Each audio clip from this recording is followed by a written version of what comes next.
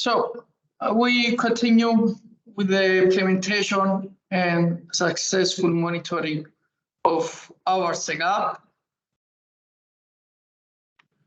Again, a recap. Here you can see the three main steps under the SECAP process.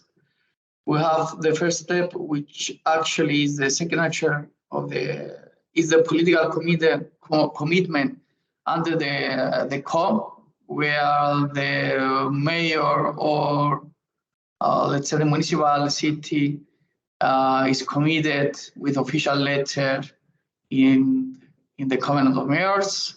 And this is the step that we try to define our vision, and we mobilize all the municipal departments, our team that we have shown in the previous presentations. We try to engage the key stakeholders for supporting the different actions inside the SECAP. And of course, we have here three key questions. Where are we? Where do we want to go? How do we get there? Where are we is a baseline mission inventory, is the current situation in the different sectors.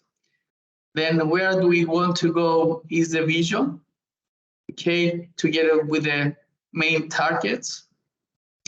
And how do we get there? With our actions that will fit the successful implementation of our targets. If we have all of this ready, then we proceed to step 2, which is the submission of our SECAP. And after the approval, we're starting to implement our SECAP. Without the implementation, actually, we cannot start the phase of the monitoring. You need to start implementing the different actions, and then to monitor these actions and report again back to the comment to the GRC.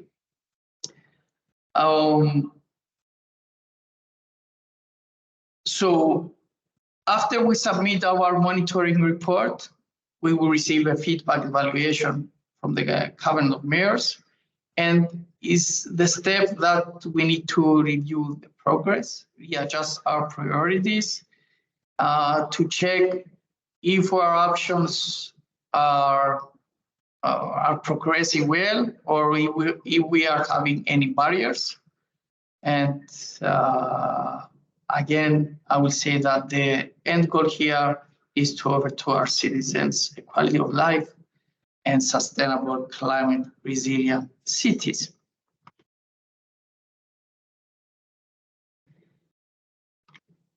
Five tips in order to have a successful implementation. You can see 9. Identify priorities. I will see later in the next slide. Per sector, it's very important to have concrete actions and why we define these actions under each sector. Motivate and offer training and support to the team. Our team is the, I will say, the fuel of the renewable fuel of our action plan. Without the team, we cannot have a successful implementation. So our team needs to be aware about the different new policies, different technological solutions, and inform the mayor and the city manager about these solutions and upgrade the existing actions. We need to identify our key stakeholders. We already seen the methodology, how we can identify and mapping external key actors. We have the feasibility analysis. It's very important, especially in the key actions that we are trying to promote under our action plan. We need to be careful not to promote actions that actually are not feasible. So dedicate different resources, effort, and in the end, they are not feasible. And of course, secure funding, either local, national, or EU Without budget, without money, we can't mobilize anything or to have progress in our actions. Going to identify the different priorities. Here you can see the baseline emission inventory per sector for a typical Cyprus municipality. You can notice that the share of the CO2 emissions are higher in the transport than in the residential and then in the tertiary sector. So in our action plans, if we're focusing our actions under the primary or the secondary or the public lighting, it's impossible to catch the 55% CO2 reduction. So we need to focus our actions in the key sectors and where we have CO2 emissions. Otherwise, it's meaningless to have a SECAP that will not address the key challenges of our territory. Secure funding. Here you can see a table that has all the financial instruments and programs like the European Structural Investment Funds with the different subcategories of funding mechanisms, the European funding programs, PDA, financial institutions and instruments, and alternative financing schemes. Here you can visit this table. You can find this table in the Cabinet of Mayors website. And when you click in the different funding mechanisms, you can see different details and how you can access in these funding programs. I would say it's a very useful table, and you need to be aware of the different funding opportunities in order to bring these funds in your local SECAP. An example, recently, as an agency, we have secured a budget under the Recovery and Resilience plan here in Cyprus in order to provide technical support to our small local authorities by developing 13 joint SECAPs. And these 30 joint SECAPs will cover more than 350 small local authorities. Plus, in the next 2 months, we are going to announce a grant scheme related with adaptation actions, promoting NBS solutions and sustainable mobility in these small rural communities. It was a need that we identified that these small local authorities don't have the technical capacity and knowledge to implement SECAP. So we have secured this budget from the RRF.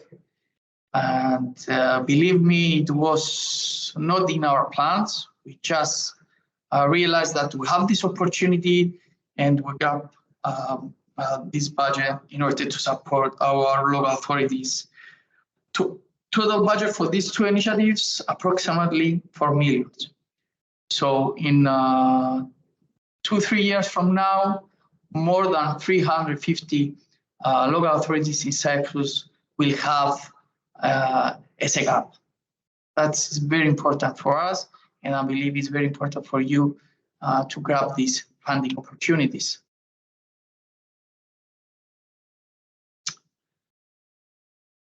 Moving to the SECAP monitoring, again, a principal step in the SECAP process. We need the monitoring in order to measure our progress towards the target sets and also to track the impact of our actions.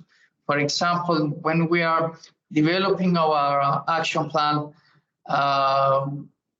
we may estimate for one specific action that we are going to have 100 tons of CO2 reduction. And in the reality, after the monitoring, we identified that we have only 50 tons of CO2,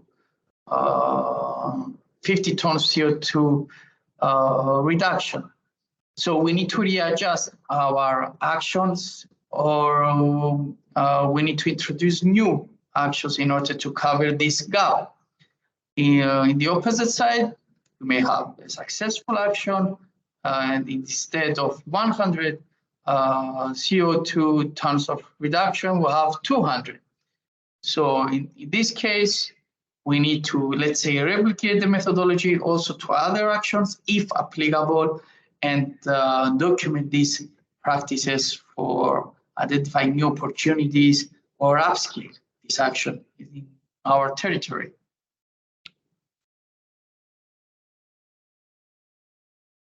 So when we are speaking about reporting requirements, the covenant of merits is very clear, and you need to report these requirements under my covenant platform. There we have 4 categories: my strategy, emission inventory, risks and vulnerabilities related with the adaptation, and my actions. So all the reporting from the start of the SECAP, the monitoring of the SECAP is under this platform. And what are the reporting requirements? You can see in this table all the obligations you have as a signatory, or if you are an energy agency or coordinator of the COM, you need to know these obligations in order to facilitate the submission of the SECAP on behalf of the SEAL team. So we have year 0. Year 0 is the day when the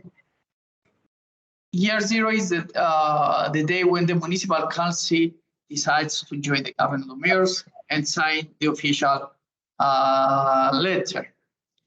So within 2 years from the year 0, we need to provide in the platform the information related with my strategy. We see later what kind of info data we need to submit. The action plan document, this is the hard copy of our actions defined in the my covenant platform. The emission inventory, which I would say is the key here. That's why we need 2 years to develop our action plan, because we need time to develop the baseline emission inventory, and this is mandatory.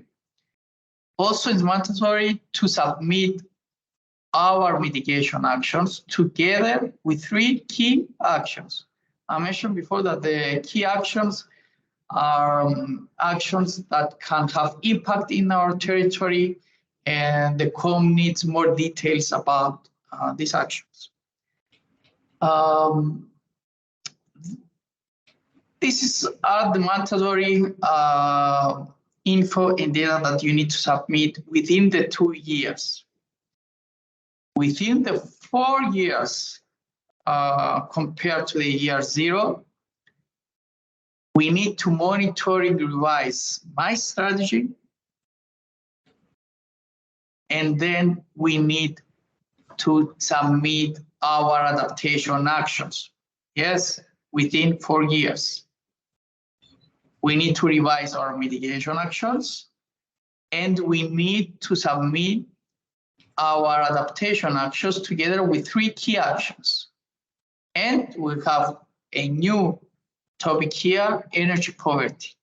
So within 4 years, we need to define our energy poverty actions together with 1 key action. Within 4 years, we don't need to monitoring our baseline emission inventory, although the covenant of mayors suggest to do it.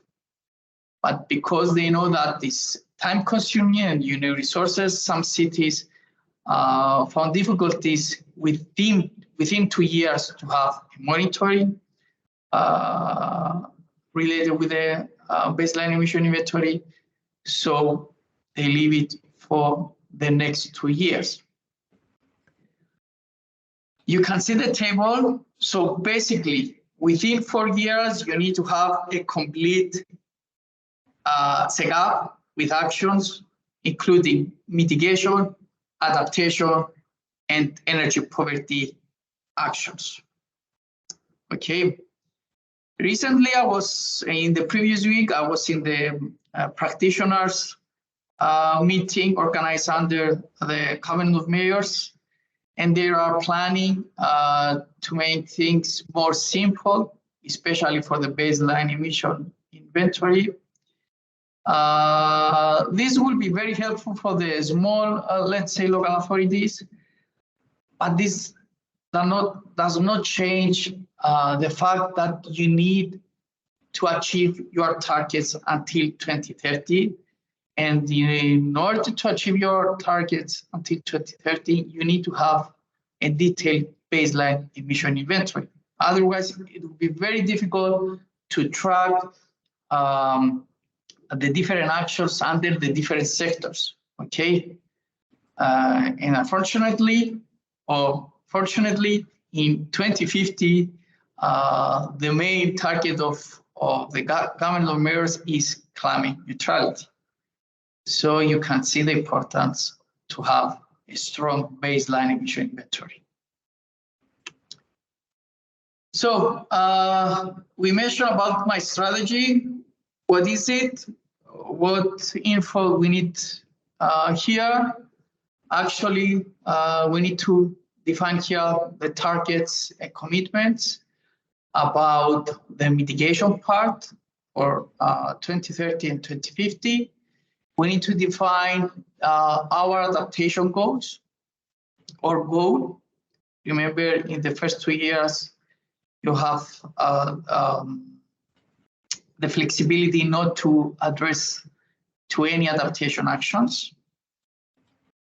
And also, you need to identify and allocate the staff capacity for the plan preparation. If this staff is under the local authority, if you have the support from the energy agencies or any external consultants. And also you can identify when we are saying monitoring in the box in the right side, what info the COM is requesting, okay, about the mitigation and about the adaptation. It's not so difficult, but you need to have before starting completing all these Excels, you need to have the prepare the data and the info. Also under my strategy is the budget, the overall budget foreseen for plan implementation, again for mitigation and adaptation, and the sources where you find the budget to implement all the actions that you have described. Under own resources, external sources, EU sources, you need to clarify all these details here. Moving to mitigation actions, you need to identify the number of actions under the mitigation sectors. You can see all the mitigation sectors here, like the municipal buildings, tertiary, residential, industry, transport, waste, local electricity production, local heat coal production, or any other mitigation actions.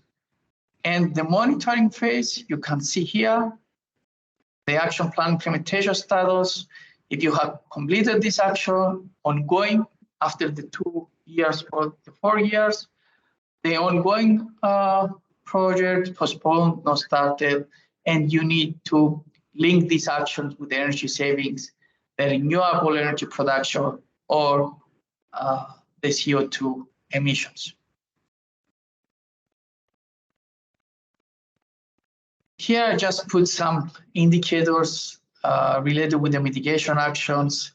You can find these indicators in the Covenant of Mayors for Climate and Energy Reporting Guidelines. I believe after the meeting, we are going to prepare a package together with Mirto, and we will send it to you for all those that have participated today. Also here with the indicators, also you can track different actions. If you don't have any idea what actions to include, you can check the indicators and you will inspire and identify different actions under the mitigation actions. When we developed our baseline emission, it is suggested by the Council of Mayors not to change it. I mean, it's like a rule when you're developing your baseline. So it's very crucial to develop this baseline with accurate data, with reliable data, in order to avoid changing in the future your baseline. You can, but usually the GRC is strict and they want to stick with the baseline that you have created in the past or in the future. Okay. Moving to the adaptation actions, the approach is similar to the mitigation. Here we have different sectors like building, transport, energy, water, waste, land use planning. And again, the approach is similar with the mitigation actions. You indicate the numbers, and after the 2 or 4 years, you track the progress of the adaptation actions. I know that climate change and adaptation actions are more complicated compared to mitigation actions.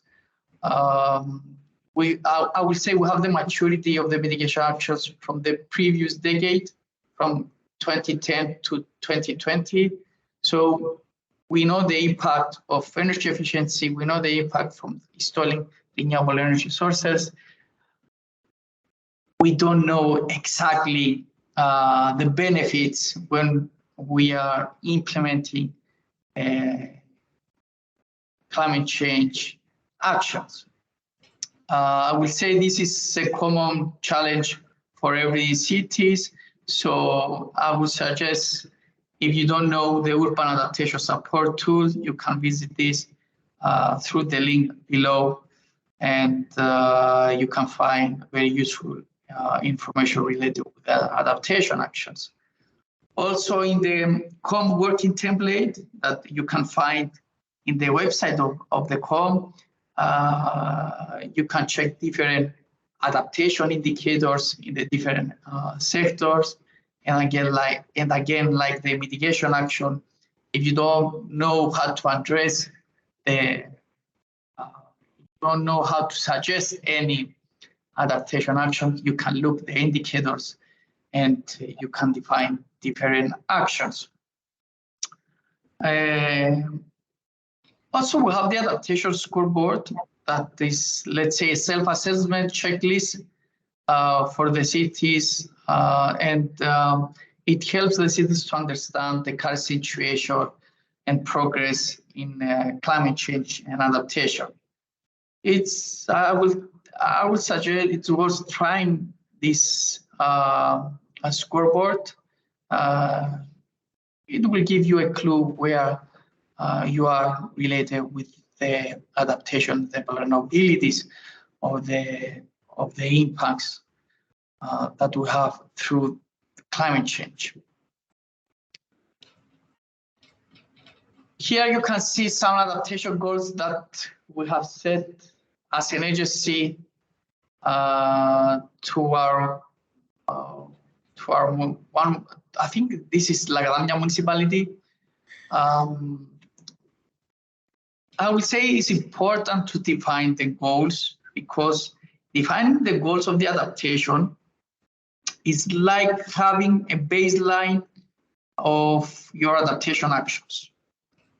I know that within the 2 years, it's not mandatory to define goals. And I know some cities or energy agencies, they are putting different, they are suggesting different adaptation actions without linking these actions with the goals. My suggestion is from the beginning to identify these goals and to have these actions fitting the goals for implementation. For example, you can see here that we have set as a goal increasing of 3 spaces in the urban center. Our baseline is 2009. And for example, yes, these are not true figures. We identified together with the municipality, with the city, that we have 1,000 square meters of trees in the urban center. Okay, our target by 2030 is to increase these tree spaces by 25, meaning that in 2030 we are going to have 1,250 square meters with trees,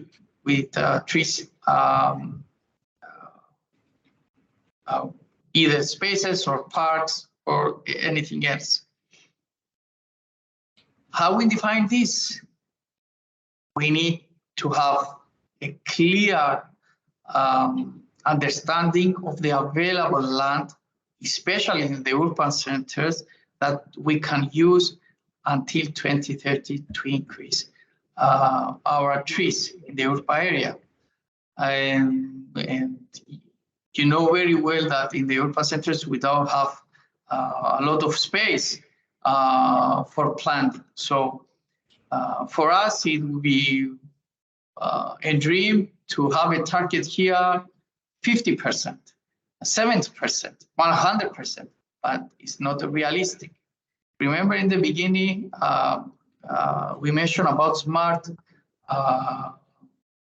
targets.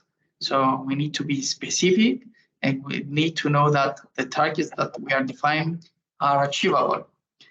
And how we are going to achieve this 25%?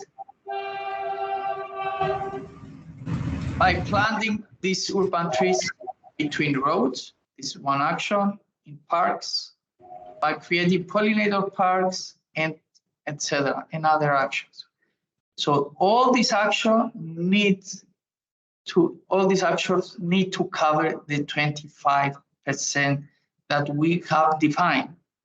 Otherwise, if in our SECAP we have only actions about adaptation, then it will be difficult after 4 years or 6 years to measure the progress or to link these actions with specific targets. At least this is our experience from our municipalities. And notice in the meeting with the practitioners, of the COM practitioners, that energy agencies and cities, they just put actions about adaptation without having a baseline or a target. And this is the last slide, how to have a successful monitoring process. I will just mention the first point. We need to have a dedicated person. We have a team. Remember, we have a team. Maybe it's better also to have a dedicated person about the monitoring process to remind all the team members that it's time to monitor it. It's time to monitor the different actions. And of course, it's very important to link budget with the different actions foreseen in the action plan.